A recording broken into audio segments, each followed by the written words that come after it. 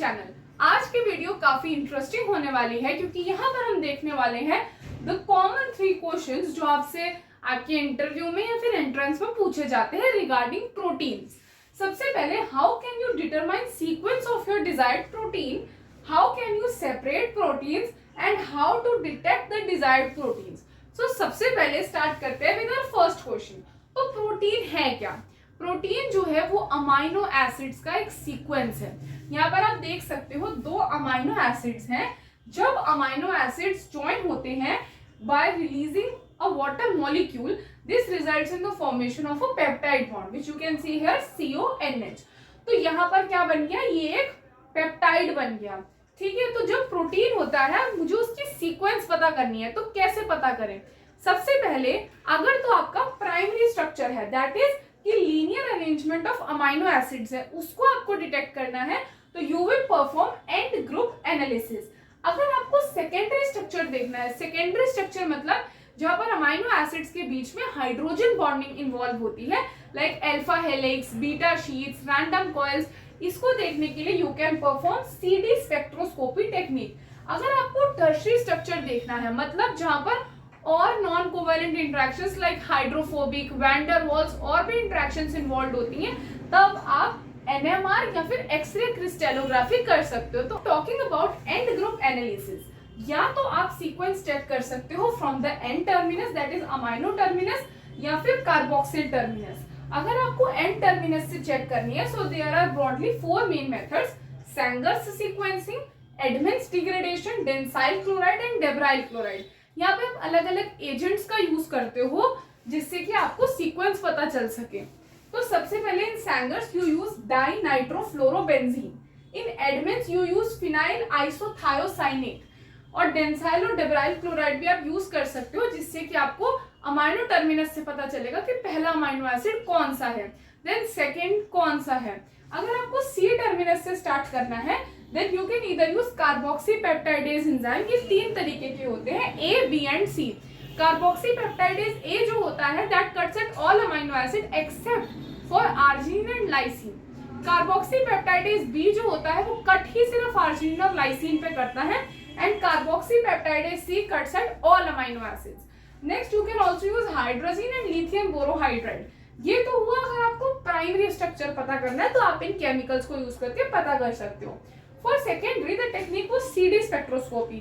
CD spectroscopy में you will get characteristic peaks जिनसे आप बता सकते हो कि आपका secondary structure कौन सा है। Like if you get a structure like this, जहाँ पर आपको पॉजिटिव में एक पीक मिलेगी, नीचे की साइड 2 पीक्स मिलेंगे, that is alpha helix। Then beta sheet का स्ट्रक्चर होगा एक पॉजिटिव एंड एक negative peak, while in coil 1 negative and 1 positive। So by observing this graph you can tell कौन सा स्ट्रक्चर बन रहा है। For tertiary you can do NMR and x ray crystallography.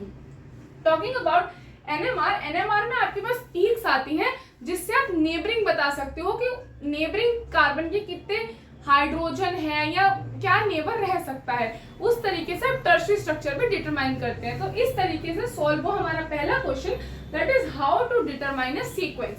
Primary structure determine करना है, so use N-term analysis, for secondary CD, and for tertiary you can use NMR and X-ray crystallography। Now starting with the second question, that is how to separate different proteins। जहाँ पर आपको अलग अलग proteins दिए हैं, आप उनको कैसे सेपरेट कर सकते हो। So let's see। तो सेपरेशन किस बेसिस पे है उसके हिसाब से अलग अलग techniques are there. First is if you want to separate on the basis of size, तो आप यूज करते हैं SDS पेज। वाई?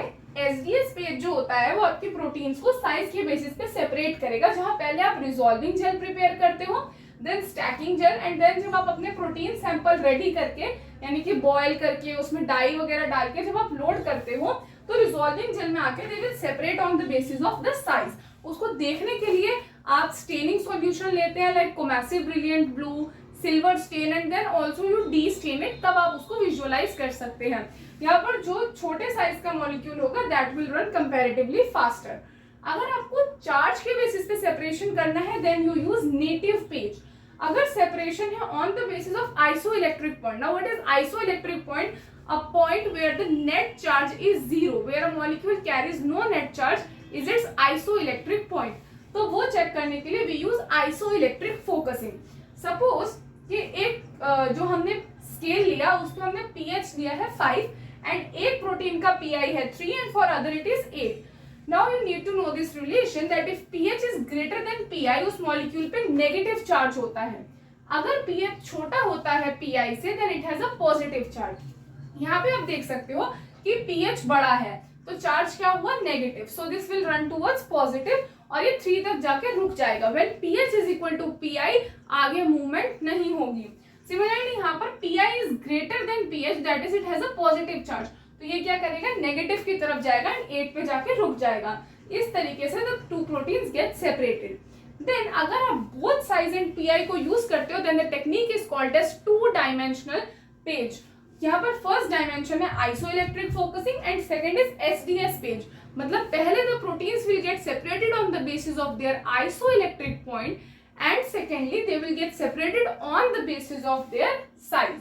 तो सपोज यहाँ पे 3 प्रोटीन्स है, 2 का वेट है 10 किलो डाल्टन एंड 1 का 5 किलो डाल्टन एंड PI 2 में 8 है एंड 1 में 6 है।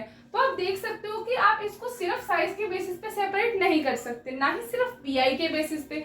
देन जब दोनों को आप यूज करते हो that is called as 2D page.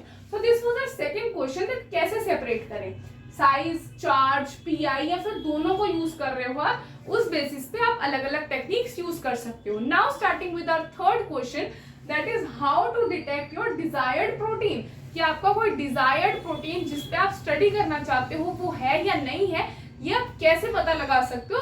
The first way is ELISA and immunofluorescent acid. इसमें आप क्या करोगे, अगर आपका डिजायर्ड प्रोटीन प्रेजेंट है तो आप उसके अगेंस्ट एक प्राइमरी एंटीबॉडी डिजाइन कर लो।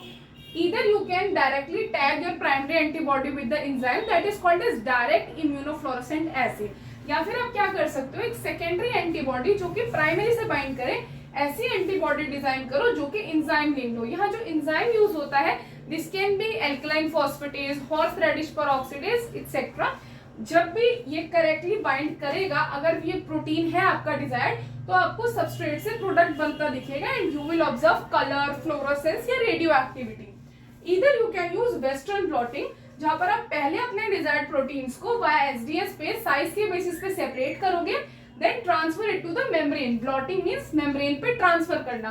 यहाँ पर आप PVDF मेम्ब्रेन यूज करते हो and then again you will use primary and secondary antibody and अगर आपको वो डिजायर्ड प्रोटीन है तो करेक्ट बाइंडिंग की वजह से आपको कलर, फ्लोरोसेंस या रेडियो एक्टिविटी मिलेगी। Next is you can use affinity chromatography. Suppose you have a desired protein, अगर आप उसको GST से टैग कर दोगे तो ना glutathione has a affinity for GST, तो वो बाइंड कर जाएगा जिसकी वजह से जो भी नॉन टारगेट प्रोटीन है वो पहले ही इल्यूट हो जाएंगे एंड लेटर ऑन आप pH या सॉल्ट ट्रीटमेंट देके अपना डिजायर्ड प्रोटीन इल्यूट कर सकते हो। आप GST या ग्लूटाथायोन की जगह और भी बहुत सारी चीजें यूज कर सकते हो like biotin, avidin and etcetera. Talking about the next way is gel filtration या साइज एक्सक्लूजन क्रोमेटोग्राफी, जहां पर आप साइज के बेसिस पे सेपरेट कर सकते हो। सपोज आपका जो डिजायर्ड प्रोटीन है वो सपोज आपका लार्जर है तो वो पहले ही इल्यूट हो जाएगा और जो स्मॉलर वाला होता है वो लेटर ऑन इल्यूट करता है। इसके अलावा एक और तरीका जो आप यूज कर सकते हो is the ion exchange chromatography, जहां पर आप कैटायन एक्सचेंज या एनायन एक्सचेंज यूज कर सकते हो। अगर आपका डिजायर्ड प्रोटीन एक केटायन है तो आप केटायन एक्सचेंज यूज कर सकते हो जहां पर एनायंस पहले ही इल्यूट हो जाते हैं। अगर अनायन है तो you can use anion exchange chromatography. और भी बहुत सारे वेज हैं but these are some common ways. So I hope ये वीडियो आपके लिए इंफॉर्मेटिव है और इससे आपको काफी नॉलेज मिली होगी। If you like this video, please do subscribe to our channel, follow us for more such videos and do comment अगर आपको ऐसी और videos चाहिए। Thank you very much.